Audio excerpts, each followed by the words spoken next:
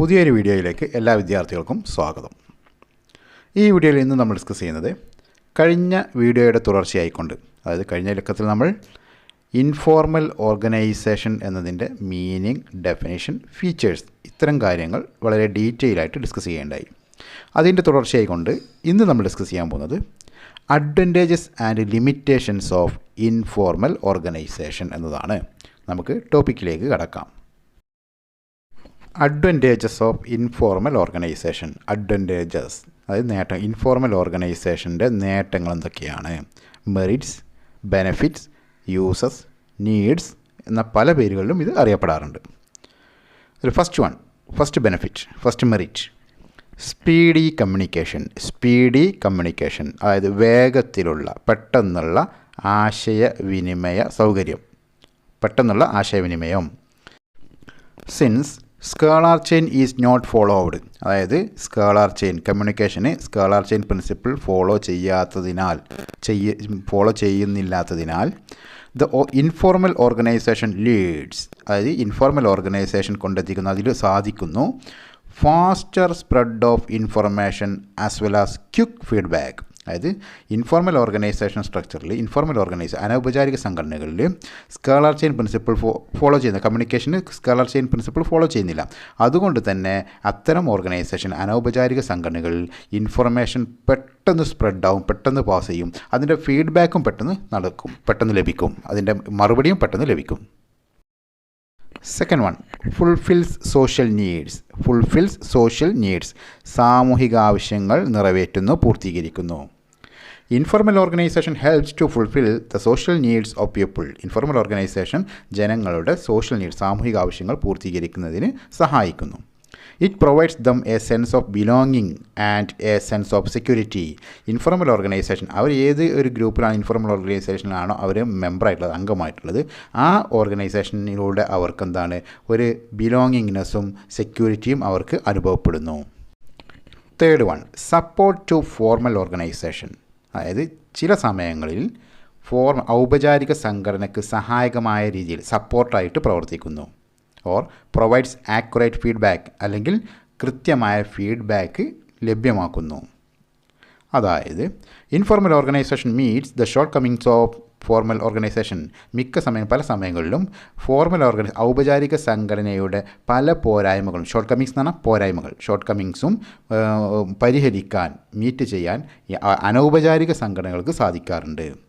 Four example, ഉദാഹരണം, employees reaction to plans and policies can be tested through informal network. അതായത് ഒരു സ്ഥാപനം പുതിയ എന്തെങ്കിലും ഒരു നടപടികളോ അല്ലെങ്കിൽ പുതിയ എന്തെങ്കിലും ഒരു നിയമങ്ങളോ പുതിയ എന്തെങ്കിലും ഒരു മാറ്റങ്ങളോ സ്ഥാപനത്തിലേക്ക് കൊണ്ടുവരികയാണെങ്കിൽ, പ്ലാൻ പോളിസീസിലൊക്കെ എന്തെങ്കിലുമൊക്കെ ചേഞ്ച് വരുത്തുകയാണെങ്കിൽ അത് എങ്ങനെ തൊഴിലാളികളെ എഫക്റ്റ് ചെയ്യുമെന്ന്, അത് നടപ്പിലാക്കുന്നതിന് മുമ്പ് എങ്ങനെ അത് തൊഴിലാളികളെ എഫക്റ്റ് ചെയ്യുമെന്ന് അറിയണമെങ്കിൽ അത് ടെസ്റ്റ് ചെയ്യാൻ ഇൻഫോർമൽ ഓർഗനൈസേഷനിലൂടെ സാധിക്കും. Therefore, informal organisation cannot be altogether eliminated. അതുകൊണ്ട് തന്നെ ഏതൊരു സ്ഥാപനത്തിലും ഏതൊരു ഫോർമൽ ഓർഗനൈസേഷനുകളിലും ഇൻഫോർമൽ ഓർഗനൈസേഷനുകളെ പൂർണ്ണമായും തള്ളിക്കളയാൻ സാധിക്കില്ല, ഒഴിവാക്കാൻ പറ്റില്ല.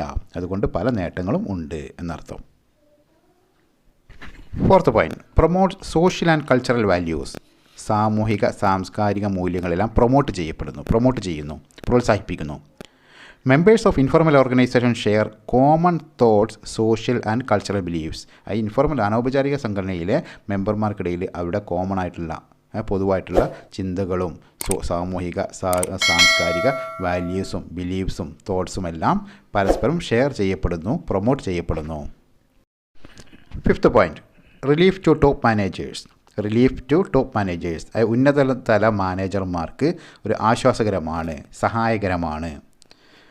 Social interactions lead to cooperation and coordination among people of different groups. അതായത് ഒരു സ്ഥാപനത്തിലെ ഇൻഫോർമൽ ഓർഗനൈസേഷനുകളിലുള്ള ആളുകൾക്കിടയിൽ, അല്ലെങ്കിൽ ഇൻഫോർമൽ ഓർഗനൈസേഷൻ്റെ ഭാഗമായി, അതിൻ്റെ ഫലമായിക്കൊണ്ട് ആ സ്ഥാപനത്തിലെ ആളുകൾക്കിടയിൽ പരസ്പര സഹകരണവും ഏകോപനവും ഉണ്ടായിത്തീരുന്നു, അതിലേക്ക് നയിക്കുന്നു. സോഷ്യൽ ഇൻറ്ററാക്ഷൻ അല്ലെങ്കിൽ ഇൻഫോർമൽ ഗ്രൂപ്പുകൾ അതിലേക്ക് നയിക്കുന്നു. ഇറ്റ് ഹെൽപ്പ് ടോപ്പ് മാനേജേഴ്സ്, ഇത് ടോപ്പ് ലെവൽ മാനേജർമാരെ സഹായിക്കുന്നു to achieve their formal goals efficiently, അവരുടെ ആ സ്ഥാപനത്തിൻ്റെ ഔപചാരിക ലക്ഷ്യങ്ങൾ formal goals efficiently and effectively കാര്യക്ഷമമായും ഉപകാരപ്രദമായ രീതിയിലും ഫലപ്രദമായ രീതിയിലും അച്ചീവ് ചെയ്യാനും നടപ്പിലാക്കാനും സഹായിക്കുന്നു. ചുരുക്കത്തിൽ നമുക്കിത് ഇങ്ങനെ പറയാം, it is the supplement to managers capacities. അതായത് ടോപ്പ് ലെവൽ മാനേജർമാർക്ക് അവരുടെ സ്ഥാപന ലക്ഷ്യങ്ങൾ നേടിയെടുക്കുന്നതിന് ഒരു സപ്ലിമെൻ്റായിട്ട് ഒരു സപ്പോർട്ടായിട്ട് ഇൻഫോർമൽ ഓർഗനൈസേഷൻസ് പ്രവർത്തിക്കുന്നു. 6th point, informal organisation promotes creativity among employees. അതായത് എംപ്ലോയീസിനിടയിൽ ക്രിയേറ്റിവിറ്റി പ്രോത്സാഹിപ്പിക്കുന്നുണ്ട് ഇൻഫോർമൽ ഓർഗനൈസേഷൻസ്. അതായത് they can develop their own creativity and implement it without waiting for the consent from the superiors. അതായത് സുപ്പീരിയേഴ്സിൻ്റെ അനുമതിക്ക് കാത്തു നിൽക്കാതെ തന്നെ അവരവരുടെ ക്രിയേറ്റിവിറ്റിയും അവരവരുടെ തിങ്കിങ്സുമെല്ലാം വേണ്ട രീതിയിൽ നടപ്പിലാക്കാൻ ഇൻഫോർമൽ ഓർഗനൈസേഷനിൽ സാഹചര്യമുണ്ട്, അവസരങ്ങളുണ്ട്.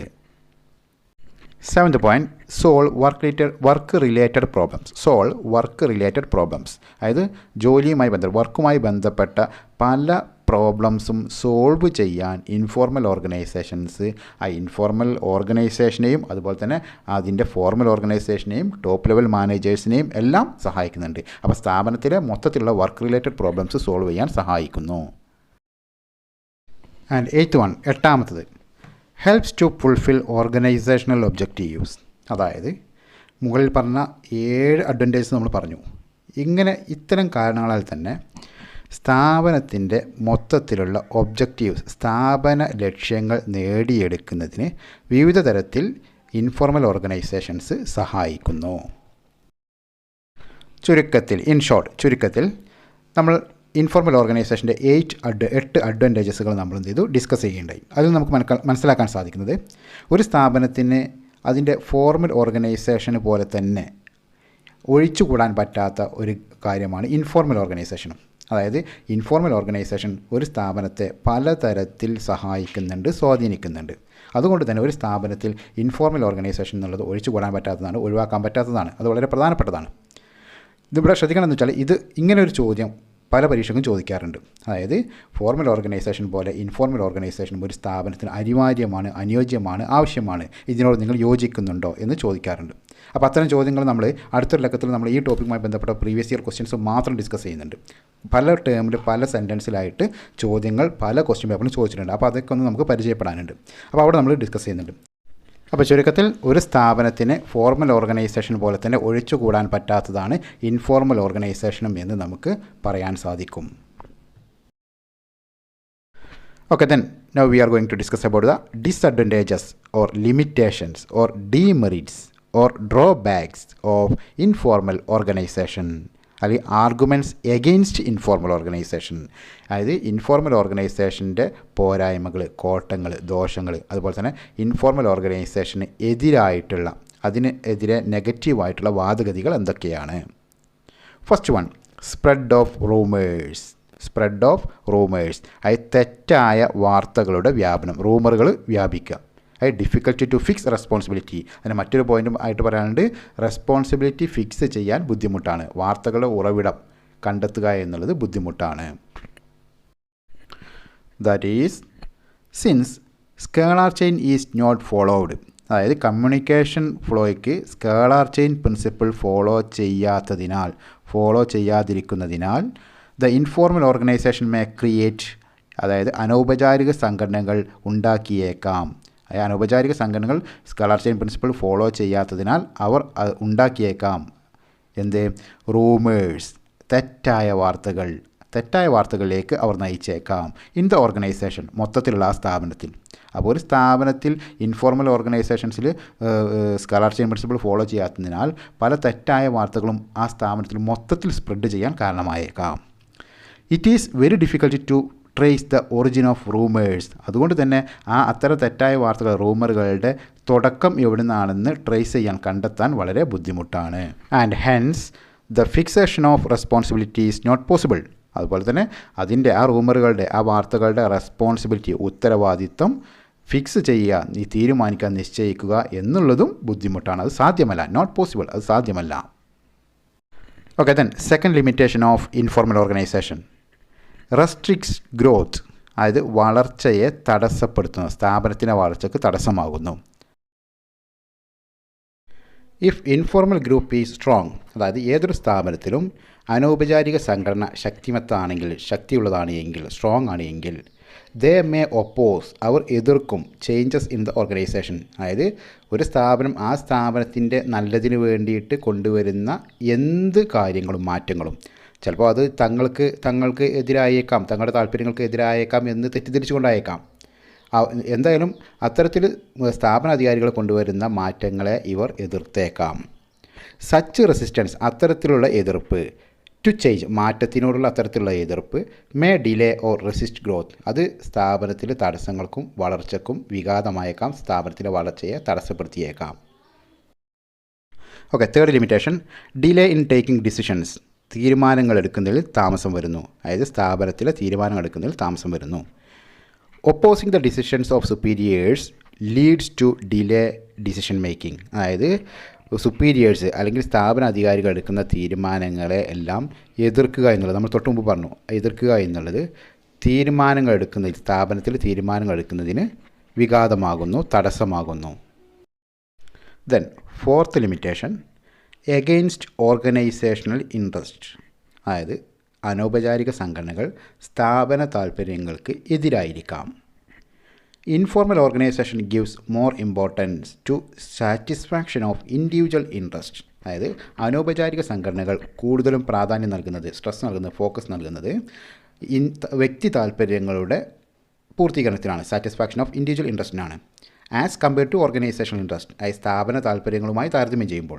അപ്പോൾ അവർക്ക് ഏറ്റവും കൂടുതൽ താല്പര്യം, ഏറ്റവും അവർ പ്രാധാന്യം നൽകുന്നത് സ്ഥാപന താല്പര്യങ്ങൾക്കല്ല, മറിച്ച് വ്യക്തി താല്പര്യങ്ങൾക്കായിരിക്കും. എന്തിൻ്റെ പേരിലാണോ അവർ ആ ഇൻഫോർമൽ ഓർഗനൈസേഷൻ രൂപീകരിച്ചിട്ടുള്ളത് ആ താല്പര്യത്തിനായിരിക്കും അവർ പ്രാധാന്യം നൽകുന്നത്, അല്ലാതെ സ്ഥാപന താല്പര്യത്തിനല്ല.